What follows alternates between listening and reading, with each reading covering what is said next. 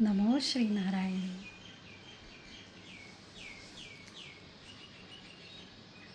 ऐकून केव्हा केव्हा असं वाटतं का की जर एवढा शक्ती, एवढी दिव्यता या देहात आहे, माझ्यात आहे, प्रत्येकात आहे, तर आपलं जीवन इतकं विस्कटलेलं का आहे?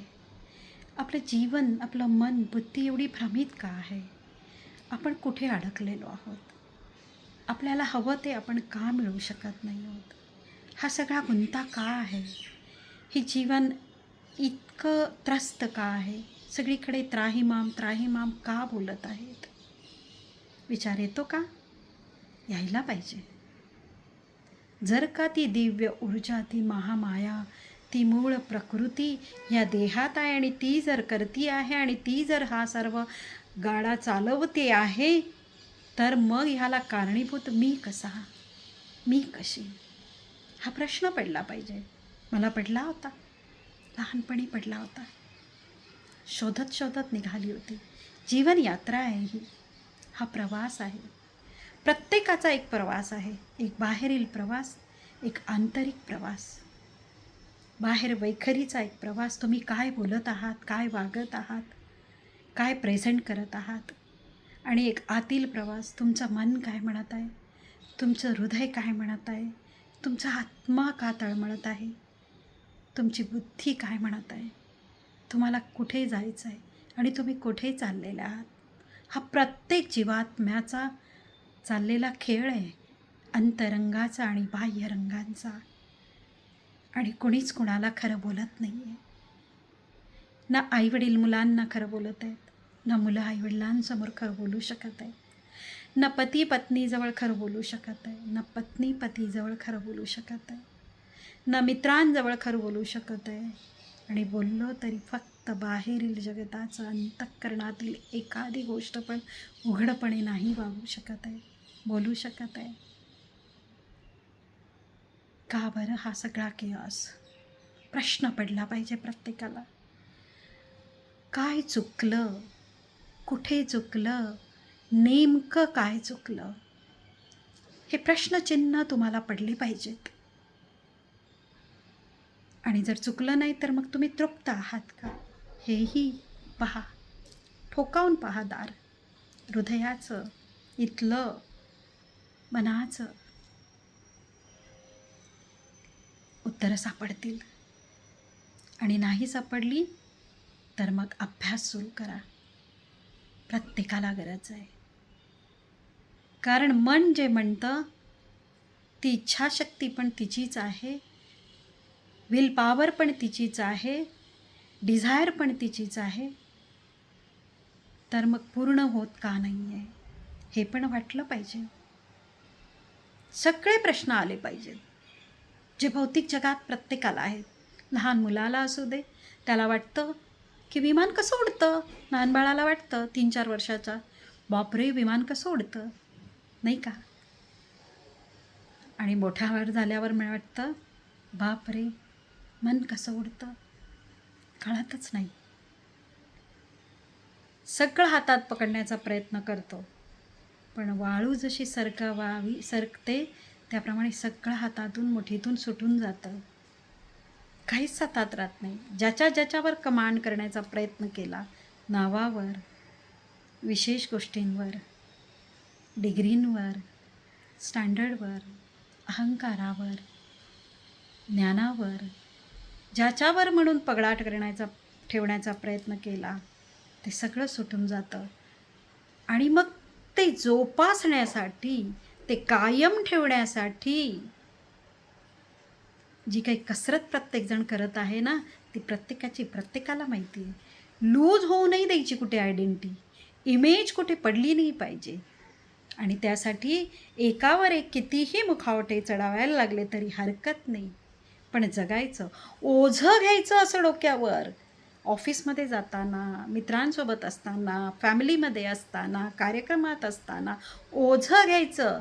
वाकून गेलो तरी चालेल, दमलो तरी चालेल, घामाने पिचपचलो तरी चालेल, परंतु आयडेंटिटी लूज होऊ द्यायची नाही. खरं की नाही? हेच तर जगतोय ना. कारण हे शिकलोय आपण पिढ्यानपिढ्या. हेच दिलंय प्रत्येक मागच्या पिढीने पुढच्या पिढीला. तू कसा, तुझी काय ऐट, तुझं काय खानदान, तुझं काय नाव, आणि तुम्ही शिकले सवरल्यावर तुमची काय पदवी ही तुम्ही ठरवली. तुमचा काय मान, तुमचा काय तोरा, आणि तुमचं काय नाव, आणि तुमचं काय गाव. मित्रांनो, मीही होती 20-25 वर्षापूर्वी. 20 वर्षापूर्वी मीही होती. तुम्हाला हसत नाही आहे? हसू येतं स्वतःचं.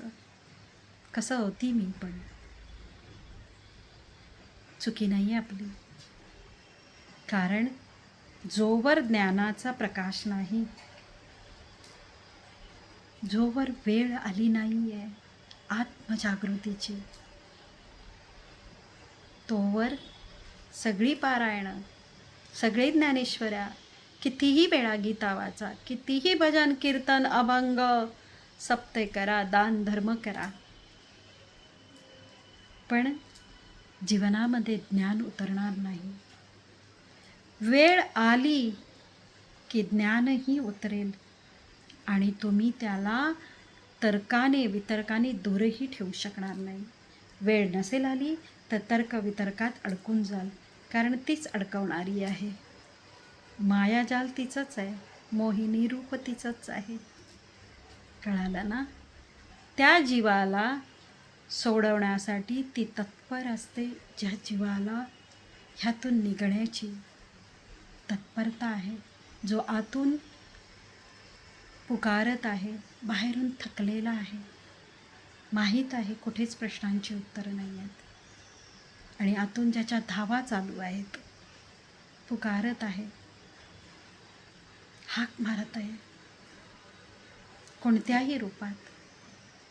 जेंडर इथे मी कधीच आणणार नाही. ती ईश्वराला बोलवत आहोत की ईश्वरीला बोलवत आहोत, महामायेला, भगवतीला.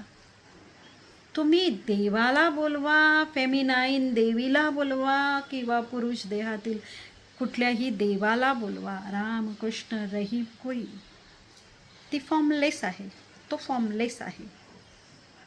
त्यामुळे तो सर्व काही पाहतोय तुमची तळव, पण खरी प्यास जोवर लागत नाही, खरी हाक जोवर लागत नाही, तोपर्यंतच्या तुमच्या हाका ह्या फक्त इच्छाप्राप्तीसाठी असतात. इच्छापूर्तींसाठी तुमचं भजन कीर्तन नाव रुब्धवासाठी असतं सगळं.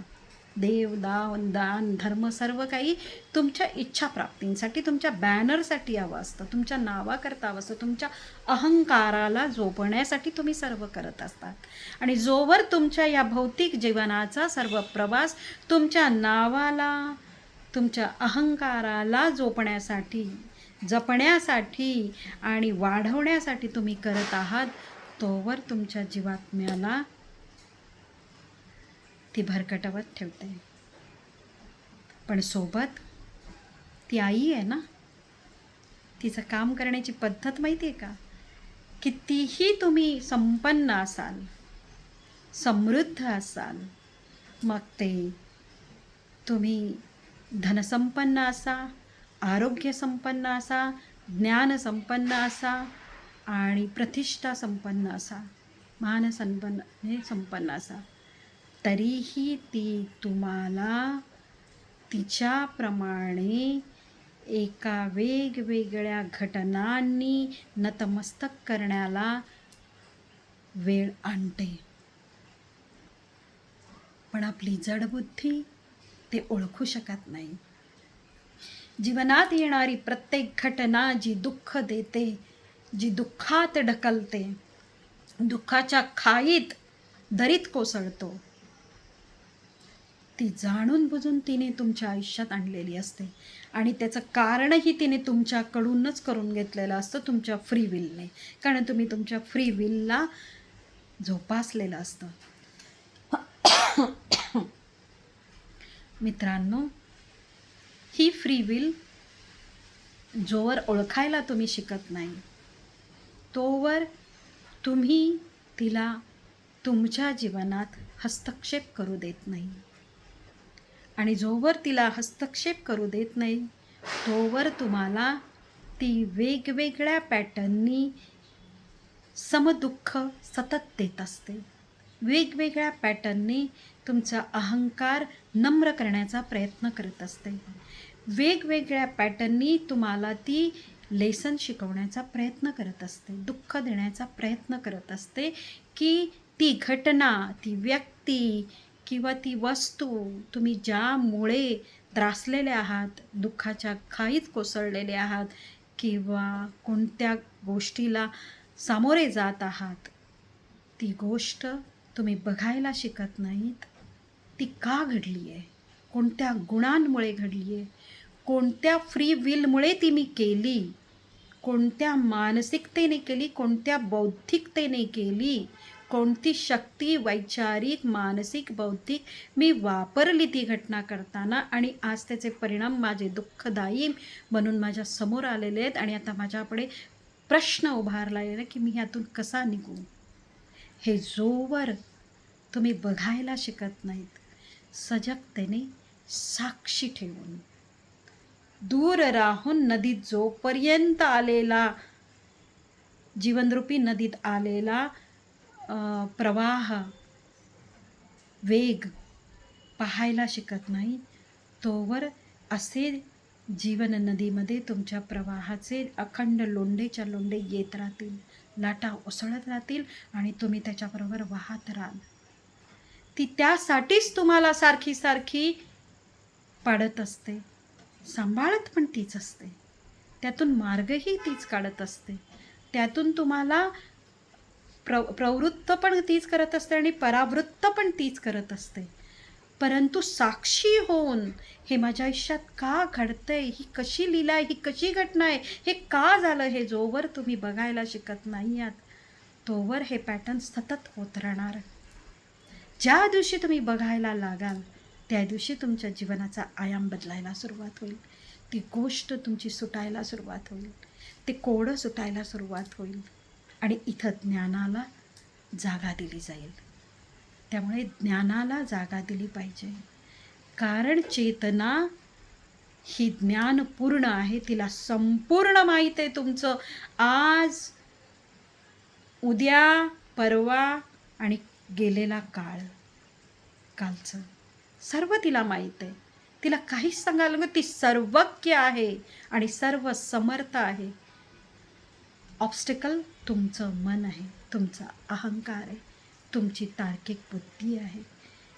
त्यामुळे तुम्हाला जर काम करायचं आहे तर फक्त ह्या 3 पातळीवर, जोवर तुम्ही मनाला, बुद्धीला आणि अहंकाराला बघत नाही आहात आणि मग ती तुम्ही कशी वापरत आहात ऊर्जा तिला पाहत नाही आहात, तोवर तुम्हाला ती सतत कुठल्या ना कुठल्या त्रासदायक घटनेत लोटणार आणि तुम्ही तिला अडवल्यावर तुमच्या भावनेप्रमाणे, तुमच्या श्रद्धेप्रमाणे, तुमच्या भक्तीप्रमाणे, तुमच्या प्रेमाप्रमाणे ती तुम्हाला हातही देणार आणि काढणार. परंतु पडण्याच्या आणि उठण्याच्या मध्ये जो काळ आहे, संधी आहे, त्या संधीत तुम्हाला साक्षी व्हायचं आहे, स्वतःच्या कर्मांचं साक्षी, स्वतःच्या विचारांचं साक्षी, स्वतःच्या धडा काय शिकतोय, धडा काय घेतोय याचं साक्षी. एकदा का हे जगायला बघायला शिकलात ना मित्रांनो, जीवन कोड्यासारखं सुटायला लागेल बघा. एक एक कोडं सुटत जाईल. जे कोडी तुमच्या आयुष्यात आहेत, जे गुंत आहेत, ते सगळं सुटायला सुरुवात होईल.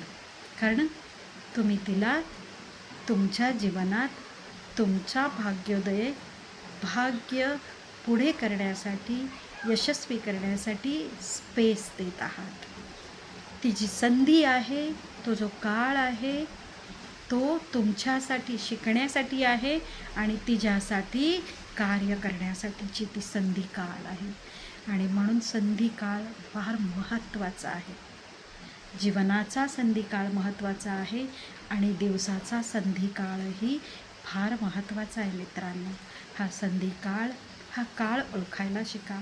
जीवनात कोणतीही घटना घडली, घाबरून जाऊ नका. हे द्वैत आहे.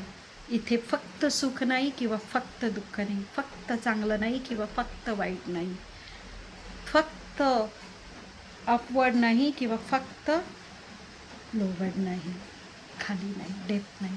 सर्व समान आहे. त्यामुळे हे सर्व येत जाणार. यात तुम्ही का अडकता, का अडकलेले आहात, हे शोधण्याचं काम साधक म्हणून तुम्हाला करायचं आहे आजपासून.